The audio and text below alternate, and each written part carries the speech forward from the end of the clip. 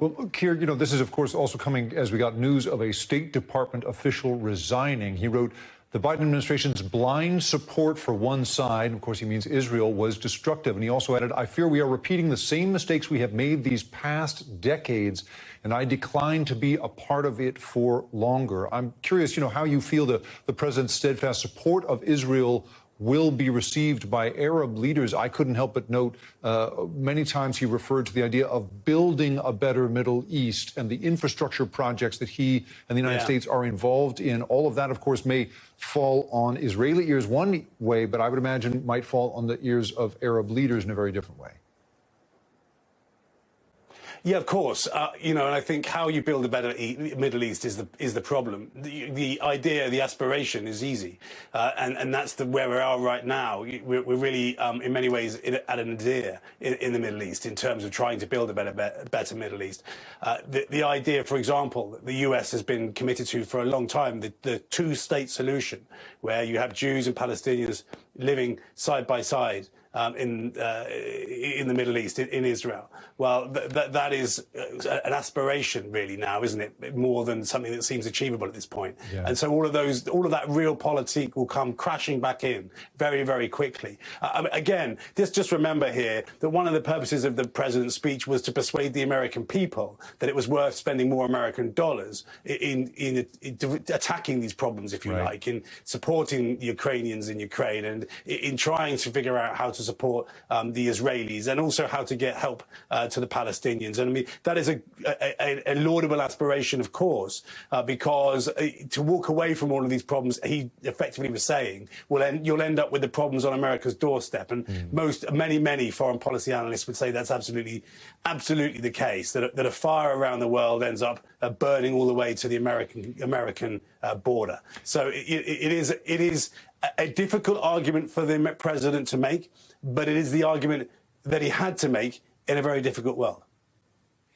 And Kier, we saw protests erupt all over the Arab world after that deadly hospital blast in Gaza and, of course, after Biden's visit to Tel Aviv. And now we have this speech.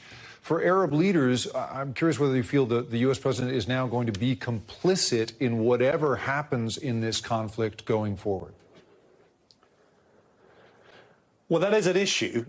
We're looking. Richard Engel was talking just a little moment before we began to talk. You and I, and he was alluding to the fact that, of course, that we're waiting for the ground offensive to begin by the Israelis. And I think one of the issues for the White House is that the U.S. isn't telling Israel what to do, but it potentially will be blamed for what Israel does. So that's one aspect of this, because if there is a ground offensive, I think the hospital explosion, with the questions over the responsibility for that, and President Biden was clear in his speech tonight that it was not the Israelis.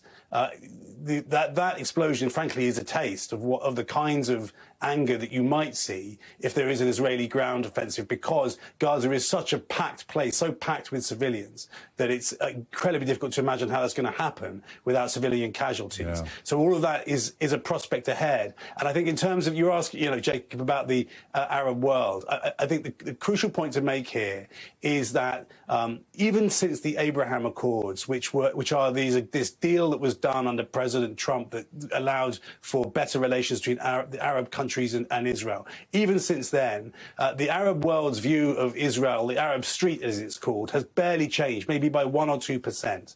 So that Arab street is one of the challenges that leaders there really know that they face. They remember the Arab Spring, when there were revolutions and uprisings. Those are the kinds of things that leaders in the region are really worrying about. And I think that's one of the reasons why you saw President Biden's summit in Jordan cancelled by Arab leaders, because they didn't feel that they could stand there next to President Biden and at the same time deliver the message to their people that they think would placate their people, if you like. So this is an incredibly dangerous moment, because we haven't even talked about Iran and the militant organizations that Iran supports in the region.